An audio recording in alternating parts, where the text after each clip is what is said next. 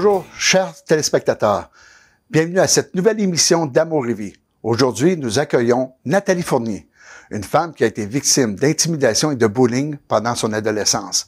Elle s'est trouvée dans une situation de frustration et d'isolation sociale, mais elle a connu le Seigneur Jésus qui a rempli son cœur avec un amour et une meilleure vie. Nathalie est devenue par la suite intervenante pour accompagner d'autres personnes en besoin d'aide. Depuis nos studios de la télévision communautaire de l'Érable à Plessisville, je vous présente Nathalie Fournier. Et Nathalie, tu es notre invitée aujourd'hui. Comment ça va? Merci, oui, ça va. Nos auditeurs aimeraient certainement savoir d'où tu viens et parle-moi de ta petite enfance, s'il te plaît. Ben, moi, je viens d'un village à côté d'Utahiaville, il y a plusieurs années, un modèle 77. Mais c'est ça, ça donné que j'ai un frère plus vieux, une sœur plus jeune. Puis mes parents ont toujours resté à cette maison-là. Puis même, ils sont là depuis encore, ça fait 52 ans de mariage qu'ils viennent de fêter cette année. OK. Donc, ça fait très longtemps qu'ils sont à la même place, sont très croyants. C'est sûr qu'ils aiment Jésus, c'est sûr, à leur manière. Donc, tu as été élevé dans une pensée du christianisme, des valeurs chrétiennes et tout ça. Oui, des valeurs chrétiennes, oui. OK. Et à la petite école, comment que ça a été? Moi, j'étais pas une personne qui était beaucoup mêlée aux gens. Que souvent, j'étais plus toute seule. J'étais en plus à l'écart. J'étais pas une personne j'étais pas la leader de la gang, c'est sûr. J'ai pas le leadership de cette personne-là. Mais j'étais souvent plus celle qui suivait les autres. Puis bien souvent, je me suis retrouvée toute seule.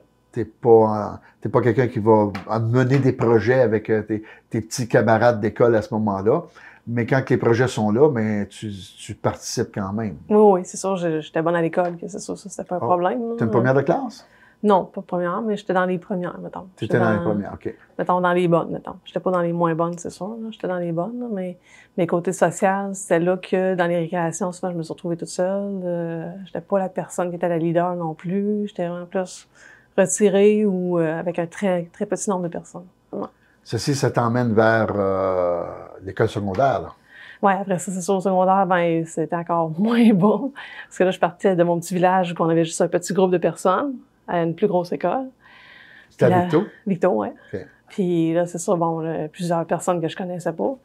Des classes d'une trentaine de personnes que j'en connaissais peut-être 2-3 dans la classe, ça, finalement.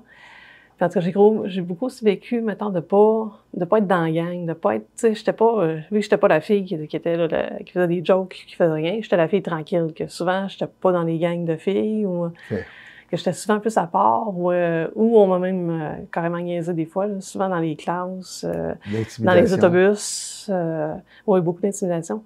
Dans les autobus, puis même dans un groupe d'amis avec qui je me tenais. Tu sais, vu que, oui, je sais que je me refermais sur moi-même, puis j'étais vraiment pas la personne qui allait bien, on va dire ça de même. Est-ce qu'on te le faisait sentir? Ah oui, ben oui. On me l'a dit carrément, verbalement, directement. On veut pas de toi. On veut pas de toi, on veut plus finir avec toi, que c'était vraiment ces choses-là qui est arrivées. Okay.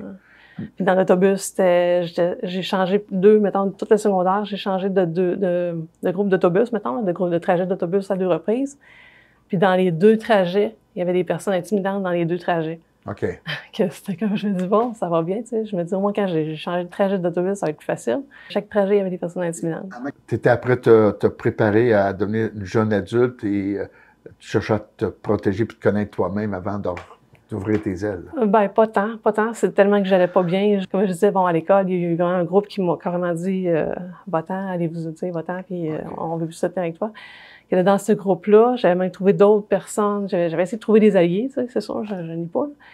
Puis à un moment donné, voir, ces personnes-là se retrouvaient à dîner, mettons, chez la cousine de l'autre, mettons. Okay. Donc, pour le dîner, je me suis retrouvée toute seule. OK. Que dans le dîner, là, je me retrouvais à être seule. Puis pour moi, c'était comme la honte là, d'être seule. Puis on aurait dit que je voyais tout le monde qui me regardait. Puis, ah non, tu vas pas bien être seule, là, tu sais. Okay. Elle a pas d'amis, là, tu sais, là, en tout cas. Que même, je sortais d'école. Je sortais d'école à ce moment-là, puis je m'en allais, mettons, j'avais une tante qui restait pas loin de mon école, puis il y avait une autre personne proche de ma famille qui était dans le coin de l'école. Que pour pas me sentir seule ou pas être seule, ben j'allais chez ma tante pour aller dîner, ou j'allais chez cette autre personne-là proche de ma famille. Okay. Donc ça, c'était là que je trouve au moins mon petit refuge. C'est sûr que, bon, là, oui, c'était une certaine place de paix, mais il y a un moment donné même que la personne qui était dans l'amitié de la famille, on va dire ça comme ça, cette personne-là pose des gestes d'attouchement sur moi.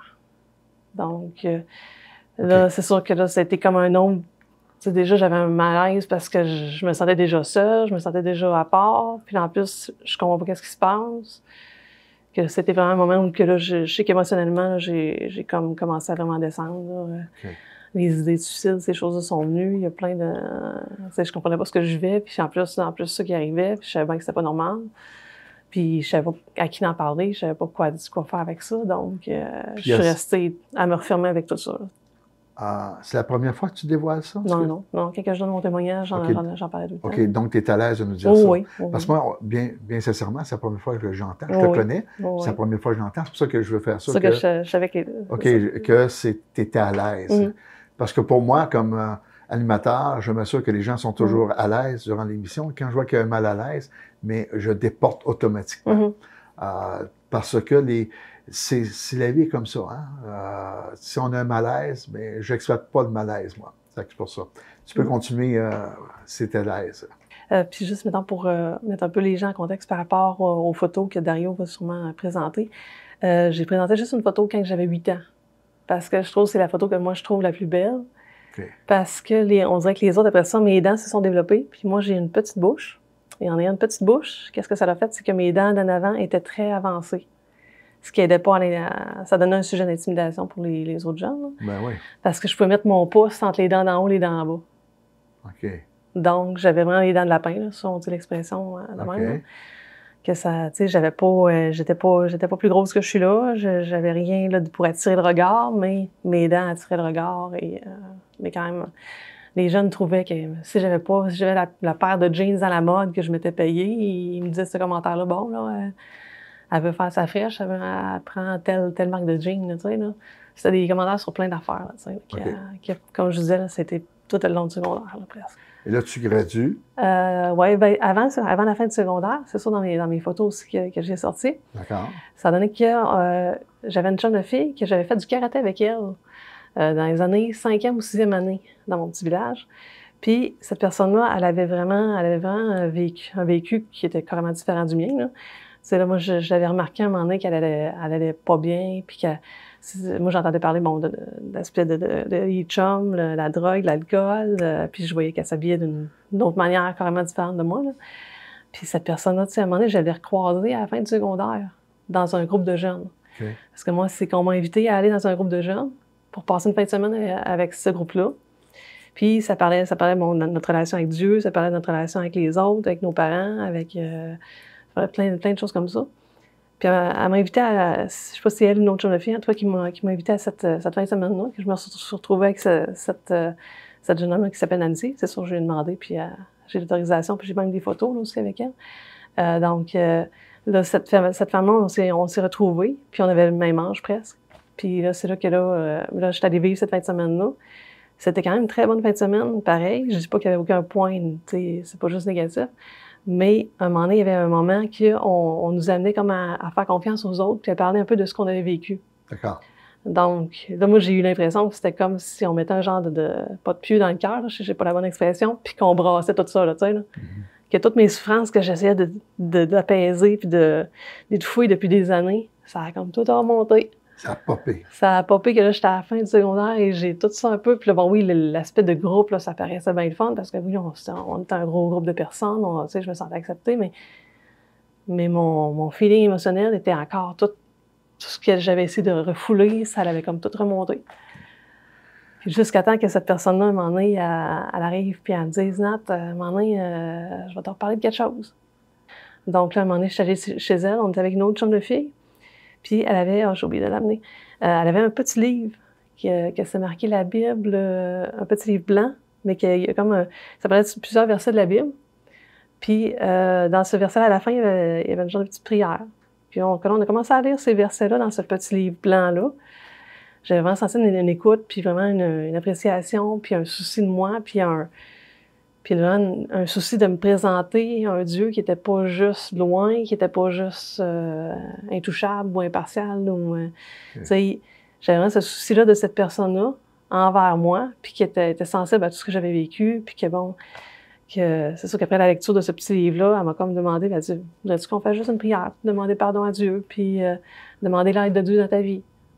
J'ai dit, OK, Oui, je me demandais à Jésus de m'aider parce que je me disais, bon, ça peut pas être pire que qu'est-ce que je vis présentement. Tu as été dans une simplicité d'approcher Dieu, toi, là. Bien, simplicité, mais aussi un genre de... ça peut pas être pire. J'avais un peu la pensée de ça peut pas être pire que qu'est-ce que je vis présentement. OK. Puis je vais essayer ça. Qui m'emmène à te partager, tu as un verset que tu aimes. Oui, mon Jérémie verset. 31:3. Oui, de loin l'Éternel se montre à moi. Je t'aime d'un amour éternel. C'est pourquoi je te conserve ma bonté. Ça, c'était vraiment quelque chose qui m'a touchée parce que, oui, je sais que je suis... Tu sais, je savais que les gens autour de moi m'aimaient, mais je ne le croyais pas. Je n'arrivais plus à le recevoir. OK. Donc, c'était comme ça que j'ai pu, avec l'aide de Dieu, puis de vraiment, qui a débloqué ces blocages-là, mettons, qui faisait que je ne recevais pas l'amour. Même là, des fois, je ne le crois pas tout le temps encore. Là. Mais on a à le croire de plus en plus. Mais c'est libérateur. Oui, oui, oui. Maintenant, je sais que tu as fait le cégep, tu as étudié dans une direction qui t'a emmené vers travailler auprès des gens, des nécessiteux de la vie, mais pas comme l'on croit. J'aimerais que tu puisses nous en parler parce qu'il y a un chant qui va découler que tu es ton cœur. Ouais.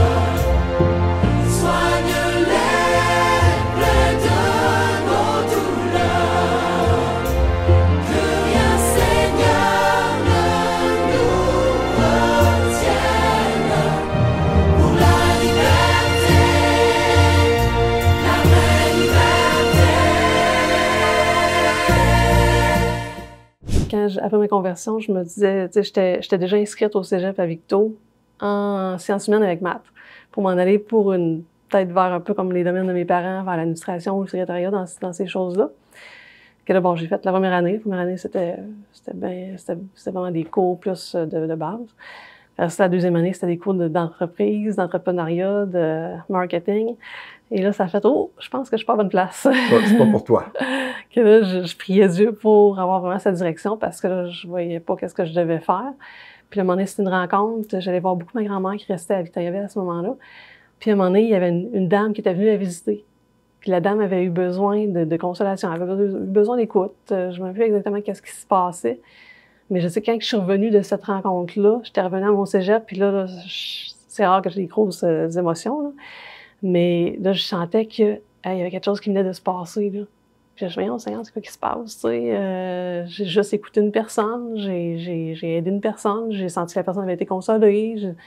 Ça pourrait être quelque chose que tu voudrais que je fasse comme métier, tu sais? C'était vraiment à ce moment-là que j'ai posé ces questions au Seigneur. Puis, par la recherche de programmes d'études, c'est là que je me suis retrouvée à aller faire éducation spécialisée à Québec. OK. Et là, je suis allée faire mon cours là. Puis c'est ça, bon, j'entendais parler de maisons de thérapie qui aidaient les... J'avais connu plus par rapport aux hommes à ce moment-là. Une maison de thérapie qui aidait pour les hommes qui avaient des besoins. Puis après ça, là, par après, j'ai connu qu'il y avait une maison aussi pour femmes. Puis là, moi, j'étais dans mon cours. Puis à un moment donné, il y a eu un des profs qui a dit dans mon cours que si, mettons, pour le dernier stage, parce que j'étais comme dans un programme intensif, où j'avais fini mon DEC en sciences humaines avant, j'étais comme dans un programme intensif de 2 ans et demi, que mon dernier stage pouvait être fait partout au Québec. Parce que j'avais une journée qu'il fallait que je sois à Québec. Donc là, ça a fait « Oh, OK, Seigneur, ça serait-tu encore une direction d'aller... » Parce que là, j'avais connu la maison pour femmes, la maison du poids tournant. Donc là, ça serait une direction d'aller travailler là, tu sais, aller faire mon stage final à cet endroit-là. Donc finalement, j'ai mis ça devant Dieu, puis en parlant avec mes professeurs, il fallait que ce soit accepté parce que c'était pas un milieu de stage qui était connu. C'est ça. Donc là, ils ont dû accepter le milieu de stage. Mon prof est venu visiter, ils ont accepté. Et puis j'ai pu commencer en fin août 1998, j'ai pu commencer à faire mon stage au Point Tournant. Comme intervenante. Et comme intervenante par la suite, j'ai été engagée, stage, mais rémunérée, là. Oui. Au début, j'étais en stage. Après ça, c'est sûr que depuis ce moment-là, c'est sûr qu'avec, tu sais, oui, j'étais intervenante auprès de femmes, mais c'est elles qui m'ont appris aussi, puis le programme aussi. Tu sais, ça faisait 4 ans que je connaissais Jésus, c'est sûr que le programme de la Maison du Point-Tournant, c'était tellement un gros programme de formation. Donc, j'ai appris plein de choses moi-même. Oui, j'étais là pour les femmes. J'ai appris comme mettons, les premières fonctions qu'on m'a données, c'était d'aller au rendez-vous avec les femmes. Donc là, je devais attendre au rendez-vous du médecin, attendre avec les femmes. Donc, ça m'a aidé à développer mon côté de jaser avec les gens, puis de vraiment connaître la personne qui était avec moi, là, tu sais, là. Parce que c'était un milieu qui était plus fermé qu'à travers la masse. Quand j'entends ce que tu témoignes, ça me rappelle un verset où Paul dit « Dès le sein de ma mère, tu m'avais déjà prédisposé à faire ce que je fais maintenant. David va dire ça, quelques écrivains du Nouveau Testament. Alors, on peut sentir ça en toi, le fait que ton vécu malheureux de jeunesse, n'ont pas voulu familialement, mais parce que tu le vivais en tant que personne, tout d'un coup, tu te ramasses ce que connaît le Seigneur, et cet amour pour les gens et leurs besoins devient un fait. Tu vas étudier, tu te prépares, et tu es dans ça depuis ce temps-là. Donc, c'est une vocation. Ben oui, si on peut dire comme ça, oui. On n'a pas d'employer le mot aujourd'hui. Oui, hein? On a moins. On a beaucoup peur parce qu'on dit que c'est un mot religieux, mais pour ma part, c'est pas un mot religieux, c'est un mot de vécu réel. Bien, je pense que oui, les étapes m'ont amené vers ça, puis oui, surtout au point tournant, on priait toute la journée, on faisait du counseling avec la Bible, tu sais, que tout ce que j'avais reçu moi-même, j'ai pu le transmettre aux autres. Je sais que ça a touché des femmes, un grand nombre de personnes. Puis en plus, bon là, avec les fonctions que j'avais, souvent j'ai cumulé plusieurs fonctions. Là. Souvent j'étais les rendez-vous, les choses comme ça, il y avait des choses d'organisation. Puis à un moment donné, moi, j'étais dans les cours. Donc là, il y avait des cours plus individualisés, mais des cours de groupe aussi. Donc j'ai été, tu sais, c'est des cours qui étaient déjà tout montés. J'avais préparé à me préparer moi-même, puis à apprendre de ce cours-là avant de le donner, mettons. Puis à relire les versets, puis oui, il y avait des choses que je connaissais plus que d'autres, puis c'est sûr qu'ils m'ont pas fait donner les cours les plus, mettons, durs à donner dans les premières années. Là. Que là, avec le temps, c'est sûr, je développais même une partie même d'enseignante, tu sais, j'ai développé même une partie puis le fait de parler devant les gens, c'était déjà moins dur. Nathalie, tu as vécu un événement très heureux dans ta vie qui s'appelle le mariage. Parle-nous-en, s'il te plaît. Ça faisait à peu près 3 ans que j'étais revenue à Victoriaville. J'allais à l'église Amour-et-Vie. Puis à un moment donné, oui, il y a eu un beau jeune homme qui s'est présenté à l'église, mais qui était déjà connu. Mais moi, je ne l'avais pas connu. Donc, j'ai appris à le voir aller, voir s'il était fidèle à l'église et toutes ces choses-là. Puis à un moment donné, puis là, on a commencé à se parler. Puis finalement, ben là, c'était 1 an après, on s'est mariés, finalement. D'accord. Après 1 an de fréquentation. Mais c'est ça, on a eu un beau mariage, parce que malheureusement, il est décédé. Mais on avait le mot maladie au cœur de notre mariage. Donc, on était vraiment beaucoup connectés sur Dieu, parce que là, tu sais, par rapport oui, on a la croyance que Dieu peut guérir. Donc, même mon mari demandait même à son médecin, si, mettons, Dieu l'aurait guéri, est-ce que le médecin aurait témoigné pour dire que oui, c'était une vraie guérison? Et le médecin avait dit oui. Tu sais, que c'est sûr qu'on a vraiment prié beaucoup pour ça. Mais c'est sûr, avec les années, bon, son état de santé allait de moins en moins bien. C'était plusieurs cancers qu'il avait. Puis, là, à un moment donné, le foie allait vraiment plus bien à cause de son passé de consommation et bien d'autres choses. Que là, c'est sûr, là, son état de santé a baissé. Puis, finalement, là, il est décédé là, en 2013. Ouais. Donc, tu as été mariée quoi? 4 ans et quelques mois. 4 ans, mais quand même un beau souvenir, parce que tu en parles toujours avec un grand sourire de cette époque. Oui, puis même, on a eu c'est avec lui qu'on a adopté notre chien. Notre chien qui est rendu à 13 ans. Mais oui, c'était vraiment des moments qui ont été quand même bien malgré tout le contexte. Puis je pense que ça nous soudait encore plus, parce que on savait qu'on voulait profiter du temps qu'on avait. Là, on voulait vivre le temps qu'on avait, à moins que... Parce que tu savais dès le début que le temps était peut-être compté. Oui, le temps était compté, oui. On croit à la guérison, mais le temps est compté quand même. Ouais. Donc, ça prend une grande foi à vivre ça ensemble. Bien, on a vécu, je crois que, c'est ça, moi, j'avais vraiment eu la conviction que oui, on pouvait vivre ce qu'on avait à vivre, puis le reste, Dieu allait nous accompagner là-dedans. Gloire à Dieu, ça a été une belle entrevue. Juste pour terminer, parce que tu as parlé que tu étais au point tournant, mais aujourd'hui, ton travail est à Victo pour une certaine clientèle encore. Ben c'est ça, j'ai comme terminé de travailler à Sherbrooke. Bon oui, à un moment donné, je suis même tombée adjointe à la direction, quand j'avais encore beaucoup de fonctions sur les épaules. Puis malheureusement, à un moment donné, j'ai senti que je devais prendre un break. Donc, j'ai pris la décision, en priant toujours, de revenir à Victoriaville. Okay. Mais c'est sûr, c'était quand même pas... c'est une chance que le Seigneur était là, parce que les premières années, c'était très dur de trouver un travail, parce que dans le domaine aussi, puis là, je partais dans le domaine chrétien, Ouais. à revenir dans un domaine que j'avais pas le droit de parler de ma foi, j'avais pas le droit de parler je devais, mettons, parler aux gens plus de manière humaine, pas tant humaniste, mais plus humaine. Okay. Donc, j'ai dû m'adapter à tout changer ma intervention, là. Okay. Mais c'est sûr que là, c'est ça, j'ai appris là, à vraiment, oui, quand même, aimer ces gens-là, mais d'une manière différente, c'est sûr. Bien, un gros merci, ça a été très agréable cette entrevue. Dans chaque émission, nous apprenons une nouvelle histoire sur comment Jésus comble le besoin d'une personne.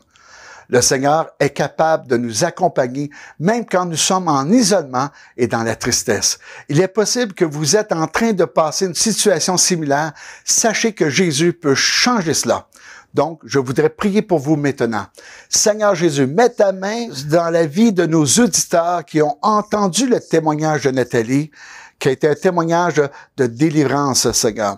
Puisses-tu faire la même chose dans leur vie, en emmenant des intervenants, en emmenant des aides pour les prendre en charge, les prendre en main, et qu'ils puissent sentir cet amour, et cet amour qui sort de l'isolation, qui change la tristesse en joie, Seigneur. Agis dans la vie des gens au nom de Jésus. Amen. Si jamais vous voulez nous visiter à notre église à Victoriaville, on vous attend chaque dimanche à 10 h le matin.